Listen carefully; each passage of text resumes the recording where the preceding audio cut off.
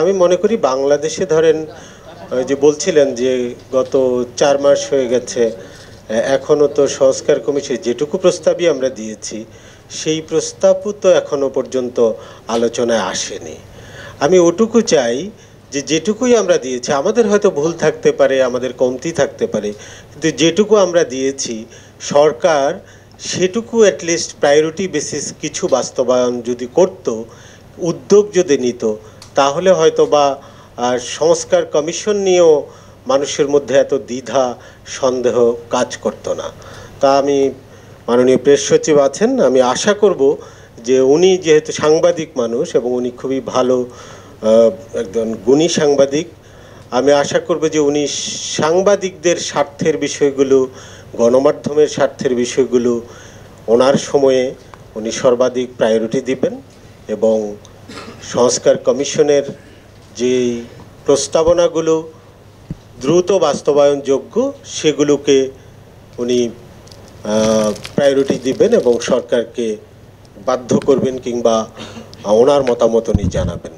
ধন্যবাদ সবাইকে।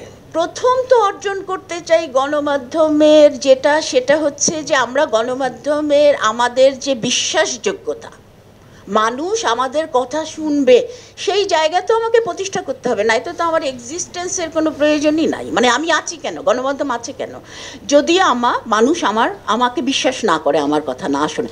কাজেই এটা সবচেয়ে বড় চ্যালেঞ্জ কিন্তু আমার সামনে, মানে আমাদের বিশ্বাসযোগ্যতা নাই কেন। এবং অবশ্যই যেটা রনিও বলেছে যে মূল দায়বদ্ধতা আসলে কার কাছে, কারোর কাছে না, শুধু জনগণের কাছে। গণমাধ্যমের দায়বদ্ধতা জনগণের কাছে, আরও কার কাছে গণমাধ্যমের মাথা নিচু করার কথা না।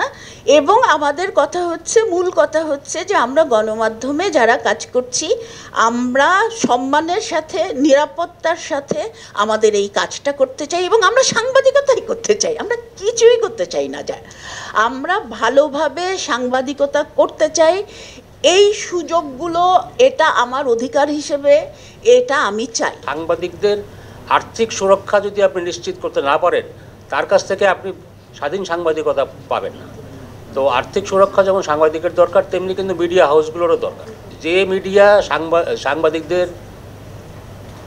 সাংবাদিকদের যাদেরকে দিয়ে মিডিয়া চলে, তাদের বেতন ভাতা যারা ঠিকমতো দিতে পারবে না, সেই মিডিয়া কেন চলবে দেশে? সেই মিডিয়া চলার কোনো অধিকার নাই। এই কমিশনের রিপোর্টে একটা সুপারিশ আছে যেটার সঙ্গে আমরা পুরোপুরি একমত হই না, সেটা হচ্ছে ওয়ান হাউস পলিসি, যেটা সুপারিশ করা হয়েছে যে একটা হাউসের একাধিক মিডিয়া থাকতে পারবে না। এই কথাটা আসছে কেন?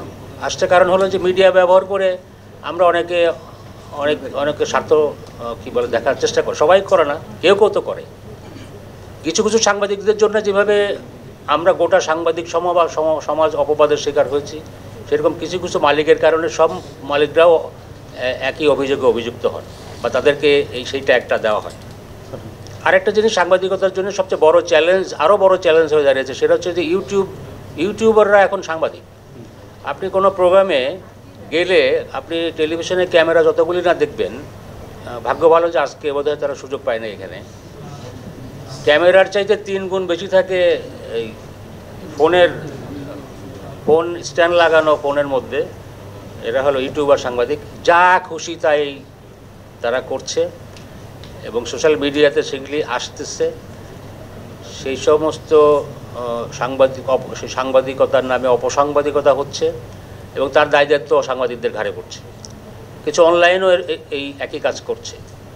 তো এই হলো আমাদের অবস্থা। এই সমস্ত কারণে সাংবাদিকতা আজকে কোথায় চলে গেছে যে আমরা মানুষের কাছে সাংবাদিক পরিচয় দিতে অনেক সময় আমাদের একটু দ্বিধা হয়, লজ্জা হয়, সংকোচ বোধ হয়। এই জায়গাগুলি আমার মনে হয় যে পলিটিক্যাল গভর্নমেন্টের কাছ থেকে খুব বেশি রেমেডি আমরা পাবো না। সেই কাজগুলি বর্তমান সরকারের পক্ষে করা সম্ভব, কারণ বর্তমান সরকার অনেক সাহসী সিদ্ধান্ত নিতে পারে, যেটা পলিটিক্যাল গভর্নমেন্টগুলি পারবে না বা তাদের স্বার্থের কারণে পারবে না।